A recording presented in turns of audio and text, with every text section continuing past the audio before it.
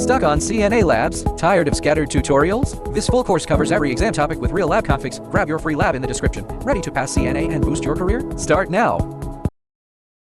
Hello everyone. In this lesson, we won't use PowerPoint slides. This lesson mainly covers how to configure our Cisco IOS. That is, configuring our devices and learning some of its command line operations. Now, these devices we have already started up. This is the initial boot log. Right, and here, this is our device's blank configuration startup. That means no configuration has been done. When you purchase equipment from Cisco, after the purchase, the first time you it looks exactly like this. Or when you erase the configuration completely, restoring it to factory defaults, it will look like this. Now, routers and switches have a slight difference. After a router boots up, once it finishes booting, it will have a system configuration dialog box like this. This is the dialog box. It asks if you want to enter the initial configuration dialog. You can answer yes. Or you can answer right, then press, but generally speaking, as a network engineer, an experienced network engineer, none of them use this dialog box approach. What is this similar to? It's a bit like buying a wireless router for your home. Right, then, the first time you power it on, after it, you connect to it and it presents an initial configuration page. Then, you fill in information here, such as your Wi-Fi SSID and password, and your PPPoE dial-up account and password. Right, once filled in, you're done. Right, this is the initial so on our 4 routers, there is also such a but as a qualified network engineer, we won't use this thing, because configuring step by step with this is actually it's really very troublesome. And some things are not what we want to configure. After, you still have the whole process. First, it's a waste. Second, many things aren't what we need to configure. Right? So generally speaking, we just answer no to it. Then we configure what we want ourselves. For switches, after you boot, it doesn't have this dialog box. You just go directly, and it's at, what do we call it? Called user mode. You directly enter user mode. Then you just type enable and so on. Okay. So let's first answer no. After that, it will have other operations. We just configured SWE R1. Let's configure R2. Also answer no. Okay. After finishing, it will have some basic operations. Execute it, right? Interfaces go down, and so here's the thing. Router interfaces are administratively down by default. They are down by default. Switch interfaces are up by default. They are up by default. They won't be administered. When you plug, it works right away. A router won't work just by plugging in a cable. An admin must run the no shutdown command to enable the interface. And then do some basic config. Okay. So here, after we log in for the first time, we see a greater than symbol at the front. Right? It's a greater than symbol. Just press enter. Right? This greater than symbol. This mode, we call it user exec mode. In this mode, you only have basic functions. Only basic functions. We can use the question mark to see which commands are supported. It looks like quite a lot. Right? Over two pages. However, these commands all have some permission restrictions. So a lot of things are invisible to you. A lot of things are invisible. For example, if we try to show, for example, current running you'll find it doesn't work. This command has an error. Right, it has an error. It can't, that's because our current position is in user exec, just a regular user mode. As network administrators, we definitely need to enter privileged exec mode. That is, management mode. Right? We need to execute our admin privileges. So for the first time, we can type enable. Enable. Then press enter. Notice. Here, the symbol changed. It became a pound sign. The pound sign is what we call privileged. The pound sign is privileged exec mode. Privileged exec mode has the highest authority currently. It has the highest authority currently because it's the first configuration. No different usernames were set with different privilege level, right? Currently, it's directly at the highest authority. The current privilege level is 15.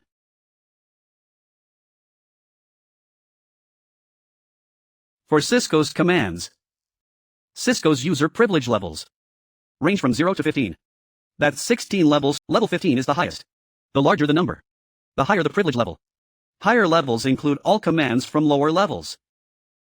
For example, level 0 has 1 command, and level 1 has 3 commands. So a level 1 user can run commands from level 1 and 0. That's 4 commands in total. Right? And so on. Suppose level 2 then it can execute level 0's 1 command. Level 1's 3. Plus level 2's. That's 9 commands in total. Higher privileges can run lower privilege commands.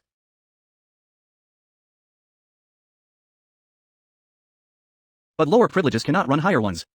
We'll talk about this privilege later. Let's first look at this # mode.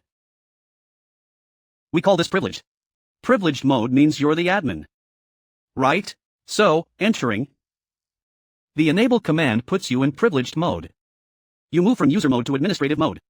Right? So, from administrative mode, how do you exit back to privileged mode? I mean user mode. Enable, right? Its opposite command is disable. Disable exits right out. Note, it's not exit here. It uses disable. The opposite of enable exits out. Enter again. Now then, as you can see, when we enter using this enable command, nothing stands in our way. Right? There are no restrictions on this device. If you haven't set any passwords or anything, someone just plugs in the console cable. Right, types a command, and can change whatever they want. Right. So, in this case, we can set the appropriate permissions. Set some appropriate passwords.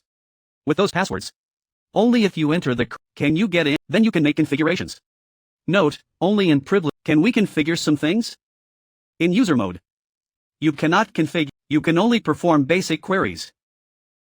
Perform basic queries. So, how do you set this password? We'll cover that later. Let's first look at the first operation. The first thing we need to is give this device a name. Give it this one is the default, right? So, we can enter its configuration mode first. Note that this is privileged mode. Right? Then, we use the command config terminal to enter this device's configuration mode. Note the parentheses before inside this is the device's setup mode.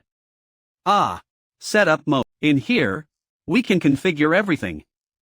Most things are done in configuration mode. And what you configure here is for this device. All the configurations. All the that means globally effective. Globally effective are applied right here. Because it has many other configuration modes. For example, interface configuration. Once you enter interface configuration mode, what you configure only applies to that interface. Only apply, it won't be globally effective.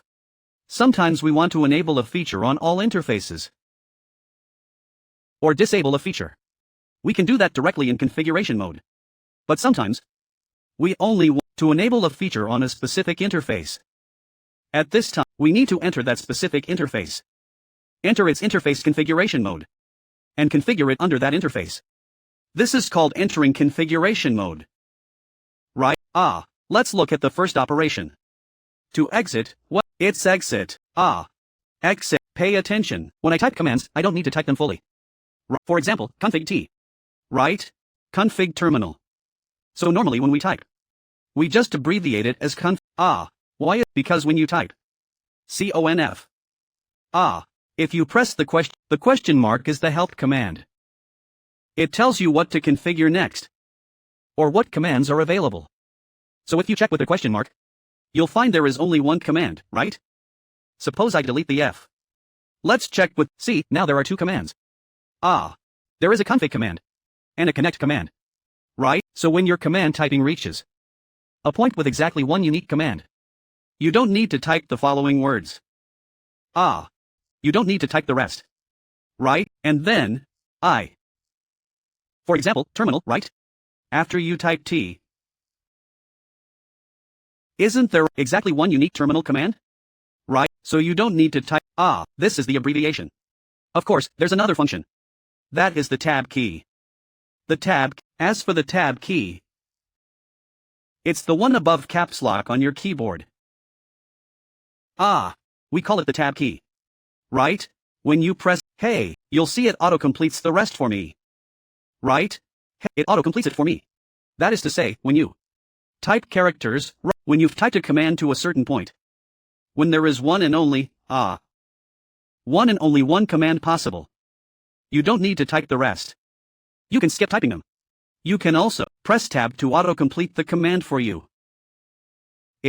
So for Cisco command, when typing them, we often use abbreviations. We always type the short form. You should get used to using abbreviations, because typing the full command. First, many people aren't good at English. Right? They can't remember. Secondly, it's slower. It's much, especially during the exam.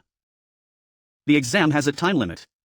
Right? If you're proficient and you don't use abbreviations, typing out every command in full, well, you simply won't have enough time. Generally speaking, we just type, there's only one possible, directly, we just hit space and proceed to type the next command. Okay, good, and they are all correct, right? That works too. This completes it, or, just like before, just type space, T, and press enter. The effect is the same. And the same goes for exit. I didn't type the full command, right? So which commands can be shortened and to what extent? You need to practice continuously. For example, you see, there is also an exception command inside, right? So that won't, then you type an I. Once you become proficient, you will know to what extent each command can be shortened. Right. This is something you have to get familiar with gradually. You can master it by memorizing it next time. If you memorize it, you'll forget. You just need to keep typing these commands. Keep doing labs. That's the only way you can master it. Okay. After we enter configuration mode, what is the first thing to do? Give this device a name. This is the hostname command. The hostname command specifies the name of our current device. When naming a device, there are some requirements. When you are naming it, you cannot use some messy characters. The requirement is that the characters must start with an English letter. And you cannot use spaces in between. No space, because once you hit space, it means you've finished typing that character. The character in, for example, are 1 or 2, right? Here, you can use a dash or also use an underscore, right? Or use some other characters to act as a separator. But the most commonly used is the dash, right? The most commonly used, because if you use it might cause it, for example, using the pound sign, right? Is that okay? Right? It starts throwing errors. Although the command does get executed, it will still report an error. And sometimes, the device won't allow you to configure it. You see what I mean? That's quite awkward, right? So it's best not to use that kind of stuff. Use this, right? It can be used. But in some environments, it might cause errors. Or even cause some serious faults. So it's best not to use these special characters. Using dashes and such is fine. For example, when we set it up, we should set it up like this. For example, this is R1. And then this one, the first one, right? This is acceptable. Or underscore 11, right? All of these are acceptable. Now, if you don't want this name anymore, and want to revert to the default, well, generally speaking, if you want to change it, you just use the hostname command to fix it. There's no need to know it. And revert to this router environment. And then configure it again. That would be superfluous, right? So this kind of operation is relatively rare. But you should all know that under Cisco command, if you no longer need this configuration, just add no in front. No hostname. Right? Just press enter and you're done. It will revert to the default router name. Right? Of course, you can add something after it if you insist. But there's no need. Because pay attention here. Prompt symbol. There's a carriage return in there is nothing following it. You can just press enter. This symbol tells you it's okay to press enter. So no matter what you add after it. Like the one just now, let's give it a name first. Hostname re. Right? Then, no host, you put everything in front, no host, press enter, right? Actually, whether you write this re at the end makes no difference. Because it doesn't need anything following it. It doesn't require you to add any, so whether this re is there or not, it ignores it. It just ignores, understand, so when setting the name, whatever you need, you just change it to, there's no need to delete it. But you should know that in a Cisco environment, we use no to delete things that have already been configured. No, remember, for most commands, you just add no in front. This is how you set the name of this device. Setting the device name. After setting the name, what is the second thing we need to do? The second thing is to give this device a host name. Also, the time on this device. The time on this, because from the factory, these devices may have different times. The time on the devices may not match. And some are way off. Some might even be off by years, right? Yes, so we need to sync them to a single time. For this, you can use NTP to NTP, right? Sync with our NTP server. This will be taught later. But what we are learning now is how to manually set a time zone and time for this device. So first, let's set its time zone first. The time is clock time zone. Yes. Please make a note of this. Clock time, right? Yes. Then, specify the corresponding. For China, it is GMT +8. If you don't know this, just Google it. Just Google China's time zone, or if you are abroad, go ahead and Google it. Right. Find your current local time zone. Yes, UTC is, GMT is also fine. These are two different methods for calculating time zones. Right? Generally, domestically we use GMT +8, right? GMT +8. That's it. See, the time zone is now set. The time has been updated. The time has been updated. So that's setting the time zone. Set your own time zone accordingly. After setting the time, you get the correct time, right? It's time. Now, this time. This part, the configuration differs from the time zone. The setup method is quite different. Setting the time is the most special one. It's the most unique among commonly used commands.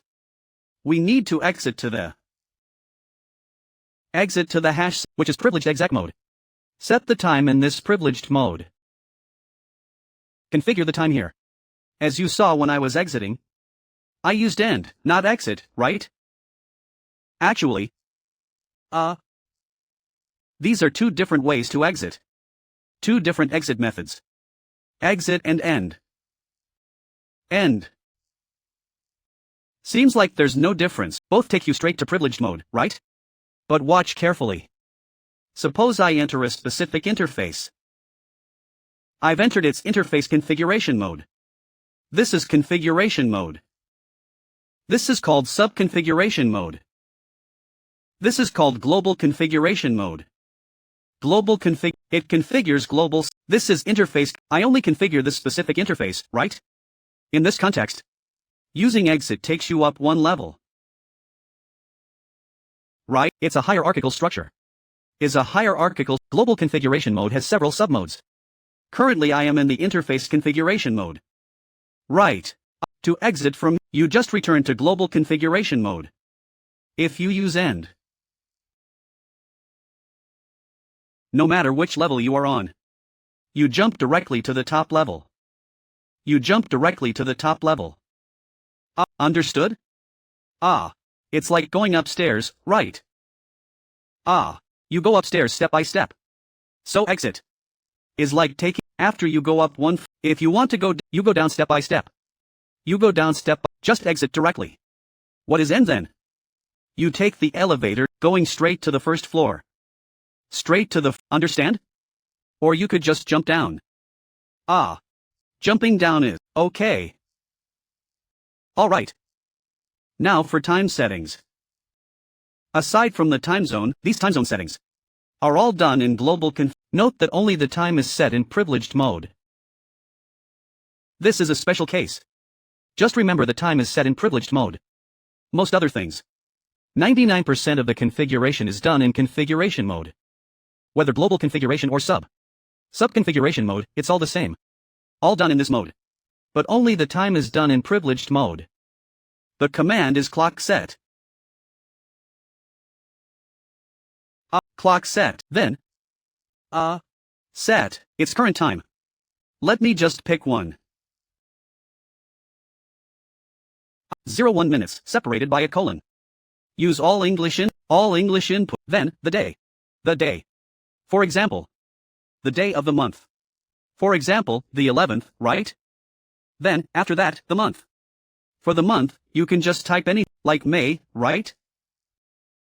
Uppercase or lowercase, it doesn't matter. It doesn't matter at all. April, right? These 12 months English names. You should memorize them yourselves. Memorize them then after that, the year. For example, 2023, right? Or let's change it to, say, the year 2000, right? And that's it. And then it pops up, right? The time is updated from this time to this point in time, right? Updated to this point. Then, at this point, we can check show clock to view the current time. We just set it to 01 seconds, right? But since some time has passed, this time is moving forward. The part after this is, right? This time does advance.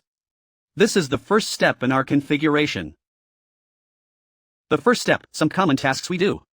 Set the hostname. Then set the time zone and time. Set the time zone and time. This is what you do first. After completing this part, let's look at the second thing to do.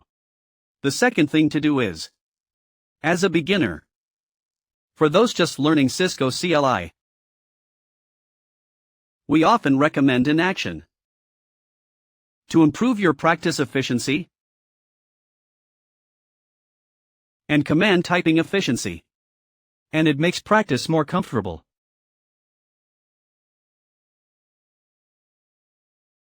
We call these the beginner's 3 commands. For beginners, 3 commands beginners often configure. The first is disabling domain lookup. Disabling domain lookup. What is domain lookup? It's DNS, right? Like visiting Baidu.com. That's the domain resolution process. It resolves to an IP and then comes back. If you don't disable it, what effect will it have? Because many beginners, when typing commands, make frequent typos due to inexperience. For example, show. They might slip and type 2 S's. Then, without note, they just press enter. At this point, the device thinks you want to remotely manage a device named SSHOW. That's the name. You want to SSH or Telnet to manage this device. This device name is it takes your incorrect command and treats it as a device name to manage. It interprets it that way. So once we press enter, I've already disabled this feature. If you mistype, after mistyping, it tries to perform domain lookup. Right? But because this device has no internet access and no DNS server configured, it just hangs there. It will keep hanging there. This lookup takes a very long time. It might take several minutes. Many things can go, you get stuck, then you just panic, right? What should you do next? So, for new students, the first of the 3 beginner tips, disable domain lookup. Disable domain lookup on this device. Enter global configuration mode. No IP domain. Lookup. Turn off domain lookup. Domain lookup disable. This way, it will no longer bother you if you mistype a command. It will just ignore you. Right? Notice the difference here. Before, it was trying to find a DNS server, right? Here, it just skips it immediately, right? It jumps right past. It simply doesn't look for it at all. It never even tries to find it. That's the first tip. Disable domain lookup in global config mode. And then the second tip. The second one. Because we manage these devices. This equip via the console port. It's the same when configuring a physical device. The first time you configure it, you definitely use a console cable.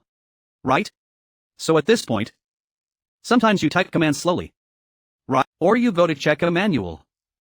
Right? And when you come back later, you find the console session has timed out. It has a timeout period. Generally, it's 5 minutes. Right? For instance, you go to look up some information. And when you turn back, hey, this thing has logged you out. That's basically how it looks. Then you go back to this interface. Right? See, this is accessed via console. Right? Then you go in, you need to type enable, then you go layer by, right? All the commands you typed earlier. You have no idea where you left, right? So, our second rule. The second rule for beginners is console never times out. Disable the console timeout. At this point, we need to enter console configuration mode. Line console 0. Enter line. In line configuration mode, enter the configuration for console 0. Then, configure it to never timeout. Exec. Timeout. 2 zeros. 0 space 0. 0. These 2 zeros mean different things. One is for minutes. Right? And the one after that is for seconds. 0 means no setting. So it times out. This is actually where you set the timeout in minutes and seconds. When you set both to 0, that 0 minutes and 0, which means it never times out. It just never times. At this point, no matter what you do, even if you leave for days and come back, it will never time out. It stays stuck right here. And it won't kick you out. This is quite convenient, right? This is the second, called console never times out. The third one is when you come in from outside. From this basic. After the connection state. When you hit enter, you'll find you're in user exec mode. User exec mode, and then you need to type enable. If you have an enable pass, you have to enter the password, and then type config t. Right. There's such a process. So the third item is we set the console privilege level for our console port. Similarly, go into this console 0. Under this, we set the privilege level for this console port. Because the console connection must go through our dedicated console cable. And plug into its physical console port, right? So this port, its security privilege level. You need to decide for yourself. If your server room user management and visitor management is strict, then you can take this console port privilege and assign it directly to the highest level. At this point, when you come in, you'll directly enter privileged exec mode. No need to go through enable anymore. No matter how complex your enable password is, it doesn't matter. As long as you come in through the console cable, you directly enter the corresponding level. We directly set to level, right. Set the level to 15, directly set it to level 15. At this time, we exit. And log back into check. See, it's directly privileged exec mode. Directly privileged exec mode. Then let's check the privilege level. Directly at level 15. Directly level 15. This is quite convenient. This is for our lab environment. In the lab environment, when you're just starting out, you can do these 3 things. First, disable domain lookup. Second, set the console port to never timeout. Third, assign privilege level 15 to the console immediately. Since we're just doing lab, it doesn't matter. There are no security requirements here. But on production devices, you must be careful. You cannot do this. Avoid doing this as much as possible, okay? Now, the third thing we need to is create some banners. What is a banner? It's a message. Or a warning. There are many types. This is MOTD.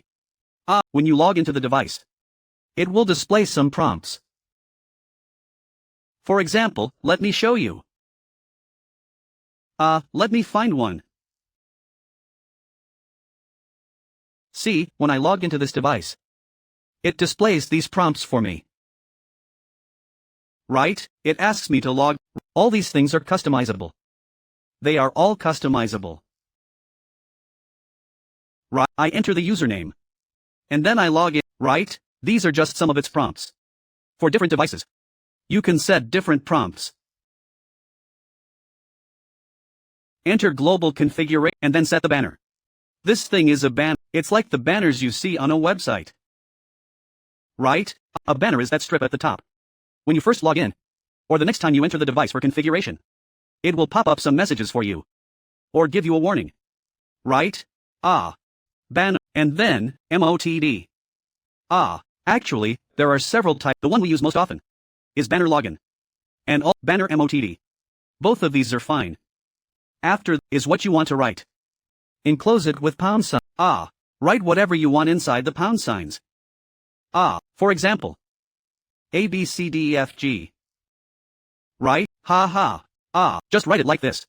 It's best to make up your own message.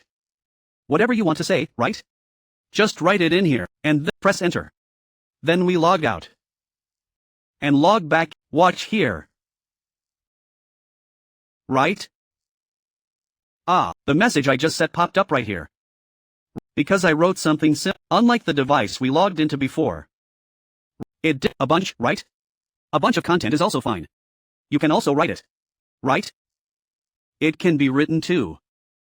But let's just do a lab demo. So just demo it yourself. Write whatever you want. Just write a little. This is something we use sometimes. When you log into this device, it will pop up. Right? Some warning messages. Or some notices. Or something like, it can pop up for you. Pop up for you. Okay, then next is setting up some privileged passwords and related things.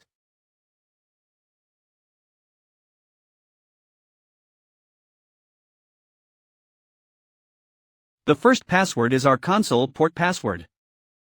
The console port password.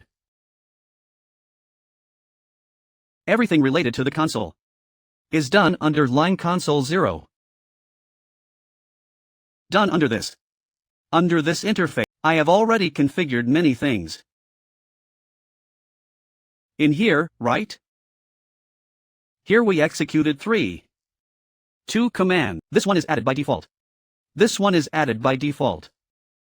Okay, so now, for example, the console port already requires I press enter and get right in.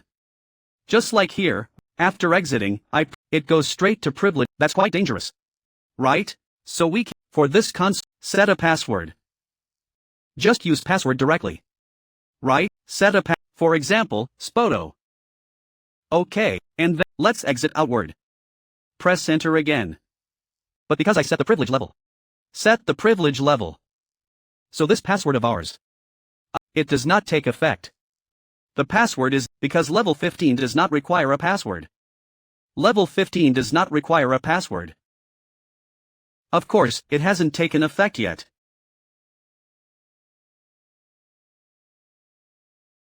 You need to make it effective. After you set this password, you want it to take effect. Right. Set this you want it to take it's actually not finished yet. We just specified the password, right? But there is one more operation needed. You need to type login. Type login. As for login, only after you type this login, the SPOTO password you just specified will become effective. Now let's exit outward again. Come on. Right. The prompt message and then it requests access verification. Enter the password, SPOTO. Hey. It's entered correctly. If entered incorrect, it will kick you out. Right. Let me enter a wrong ABCD. Right. It asks you to enter more. Right. Let's enter all wrong. It will kick you out. Right. So if you don't know you just can't log in. Only if you know the password can you log in. So, about this, pay attention to that. Set it a bit stronger. Right? Okay. So that's creating if you don't want this password anymore. Right? then just delete it. We taught this before. If you don't want something under this interface, we have many configurations, right? I don't want this photo. Password, right? Then you just do no pass, right? You deleted it yourself.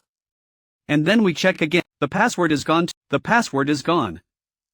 And then this login, it will also become, this is the console, and there's another one. When you go from user mode to using enable, right? This is you going from mode. You can definitely, right? If you don't set a just anyone, right? For this administrator, he can set a password, he can set a password, he can set a password, he can set a password. In this mode, you can definitely set a password too. Right? If you don't set a just anyone, when the administrator accesses the device, right? So the first one was the console port password. My second password is the enable password. The enable password has two types. Also in global configuration mode. It's enable password. Password, right? SPOTO. This is the first type. What about the second? It's enable secret. A secret, right? Secret. SPOTO. 1. Right? Both work. However, its encryption level is relatively low. In our configuration, it is displayed in plain text. See? Right? While the secret is encrypted.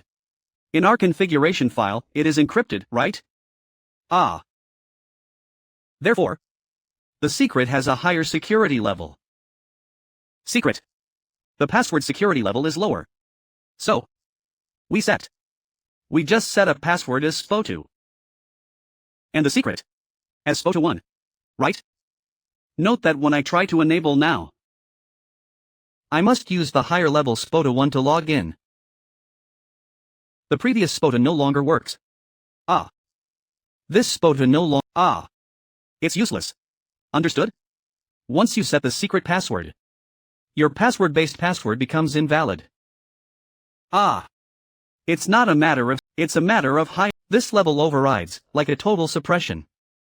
So when I use enable, I must enter SPOTO 1 to log in.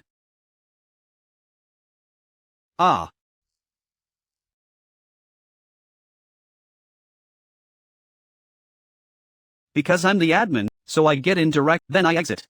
Exit manually. Then enter enable again. SPOTO 1. And I'm in. At this point, typing SPOTO won't get you in. It won't let you in. Sometimes exams will test this. Asking about these two, which password should you write? Option A, option 2. Option 3. Both are valid. Right? Haha. Some question banks might have this. That's the second one. To delete it, it's also very just like before. Right? No enable. Secret. Or no enable password. Right? And it's done. The third one is the password under line VTY. What is line VTY? We just configured a line, right? Let's see which lines are available. In here, there are three ways to access, 3 methods to the first channel. The first channel is the console port. We covered this when right? There is a console. The second port is the AUX. We also covered this. It is a backup so this port has no, when your console port, you can use this AU, right? So these are two right? So these are two right? Now let's take a look at the console port. When this console port fails, you can use this AU, right? So these are two physical management methods. Out of band manage. So what is VTY? VTY refers to virtual remote connections. It's through in-band, such as Telnet, SSH, or to remotely manage. So the password here refers to our remote management So the password here refers to our remote management By default, the number of channels is 0. Through 4, right? This means a maximum of 5 simultaneous remote management channels. 5 channels mean you can open 5 for one device. Of course, you can having more is fine. Check for yourself with right? This device only some physical device can support up to 0 to 15. That's 16 and even more is right? It depends on the right? And your iOS, right? Whether it's licensed, generally speaking. In our simulator, 0 to 4, And then? Let's first talk about, as for how to solve it. This password. This password. This password. This password. This password. This password. This password. This password. How to manage it we'll talk about that. Let's first see how to, it's the same as the just use password, right? And then login. Login. Okay. That's it. Right. When you use Telnet, it will take effect. It will take effect. To delete it. Same as before. No password. Right. Yeah. Then no login. Yeah. Done. These are 3 passwords. The first one is the console password, the password underneath. Right. The second is the enable password or secret. Right. The third one is under VTY. The password underline VTY. Password creating. How to set a password. And how to delete it. Okay, so next step. Next, we'll learn how to configure an IP address on an interface. Okay, how to configure an IP address on an interface to manage this device remotely.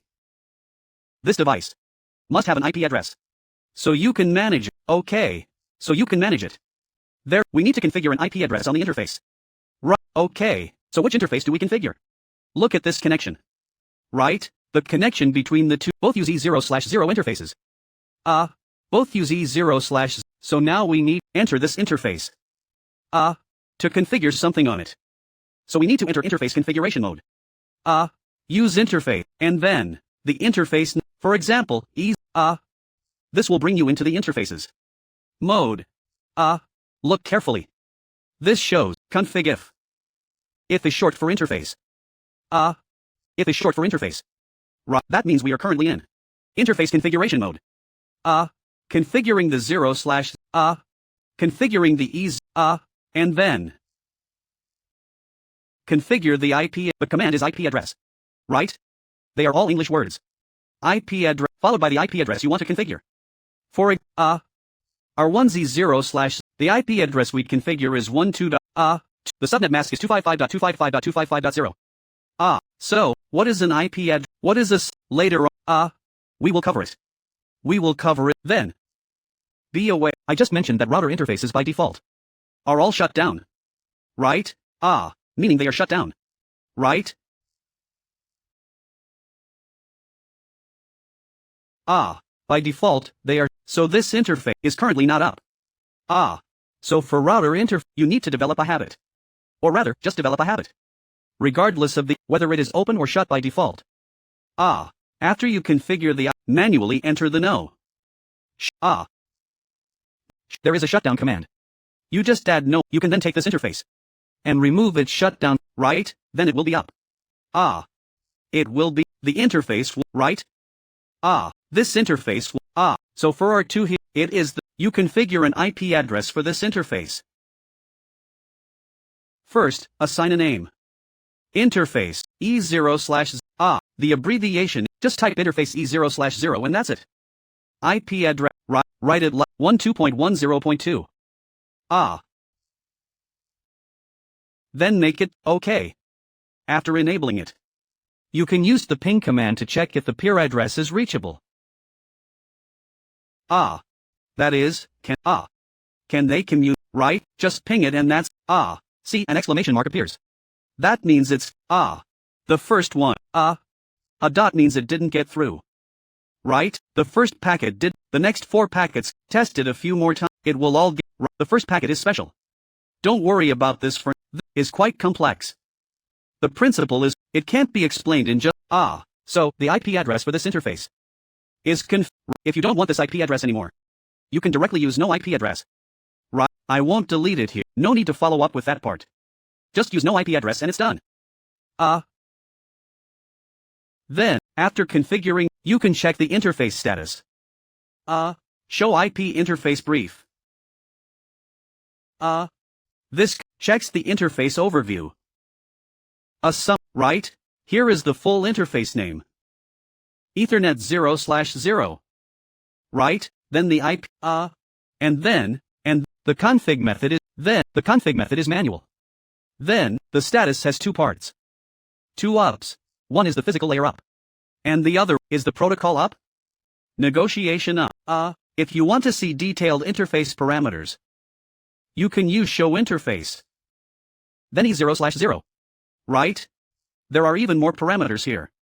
There are tons of parameters here. Let's take a quick look. Right? This is its MAC address. This is its IP address. MTU, bandwidth, delay, reliability, load. Right? Encapsulation protocol. And so on and so forth. Also, the data statistics below, right? Queues and stuff, Input queue drops, right? And the 5-minute rates, right? There's a lot more below. We generally don't look at these statistics. Unless the interface has some unexplained packet loss. Or the interface shows some unusual behavior. Then, check these parameters under the interface. Right? For example, any packet loss from unknown protocols. Right? Any buffer timeouts, right? Any extremely high data in the queue. That could mean the interface is overloaded with excessive traffic. Then queuing will occur, right? You'll learn all this later. Don't worry about it for now. Don't worry. Generally, we just check the overview. Check these two things. Are both up? Note, the interface must be dual up. Both up means the interface is working normally. If either one is not up, there's a problem. Then check the interface status. Of course, we just tested it. How to test connectivity, right? Just use ping. Ping the other side's IP address. That's it. Now that the network is up. The network between 1 and 2 is actually up, right? Since it's already up, we can solve it. We can try to remotely manage the device on the other end. Remotely manage we can let 2 manage 1, or 1 manage 2, or mutual management. Right? Okay. Now, for we'll start with the most basic here. Telnet management. For telnet management, we generally don't recommend it. But because it's simple, we'll let you try it here first. Just use it a bit. Of course, many students still use Telnet for management. Although we say Telnet isn't very secure. So let's set up how to manage this device via Telnet. Telnet is a remote management protocol. Right? Okay. Several conditions must be met. Several conditions must be met. First, we need to set the device's enable password. Without it, you can't manage the device. Set its enable password first. Doesn't matter if it's password or secret. But it must have one. SPOTO, right? Then, where to next? Under line VTY04. In this line configuration. For this line, set a password. Set a password. SPOTO1, right? Then login is all you need. Of course, we aren't done yet. Transport input. Telnet. Look, there are many remote management protocols here. Network admins mostly use just these two. Telnet. Telnet and these two. So, the Telnet is what we're about to demo. Allow Telnet here. Because by default, under line VTY, the input is none. None. None means no remote management protocol is supported. Different devices have different default behaviors. Some devices support Telnet by default. Or support all protocols. But for this device in the simulator, its default is none. It supports right? So, no matter what it previously supported, you should always check. If you see something like this, it shows none. Then we must add it, right? To allow telnet, otherwise you can't remote in. Otherwise you can't manage it remotely. Now our one's configuration is all set. At this point, our 2 can manage it. For example, we telnet to 12.1.1. See this banner we just configured. Right? The banner appears, ABCDF, then enter the password. Note here. It first enters line VTY. Then you can enable. Then enter the enable password, right? So what's our line VTY password? SPOTO. Let me copy it. Paste and press send, and that's it, right? Now we are in user mode. We are in user mode. Then we enable. Enter SPOTO again to enter privileged mode. Then config to set other things, right? This allows remote management. One device is on the other is on the 10th floor, right? As long as the network, you can manage it. Type exit to quit, right? We are back on our this is remote management via telnet. Remote management via telnet. So for this lesson, that's pretty much what we covered. The things to configure are roughly these. Next step.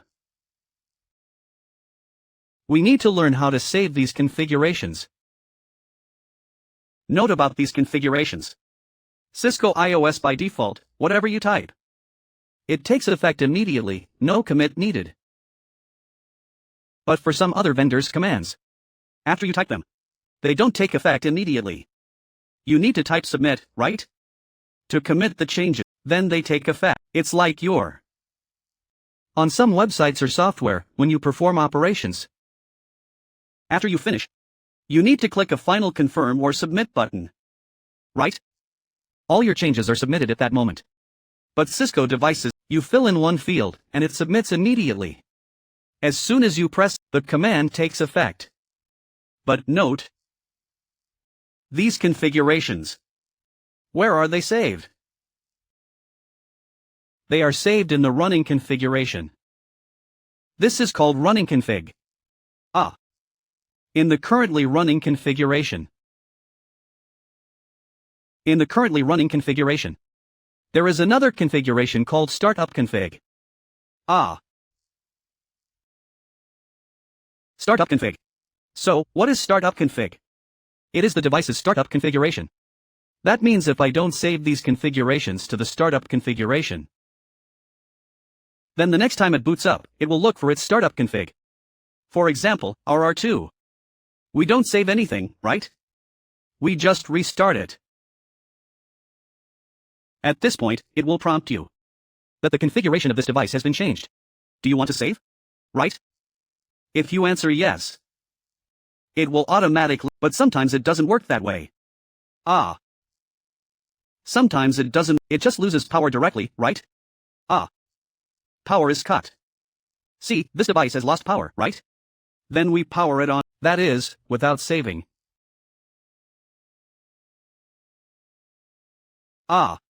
Without saving. We boot it up again, this might take a while.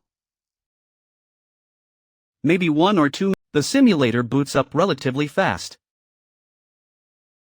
If this were a real at least 5 minutes, we'll wait a moment. This means it wasn't saved.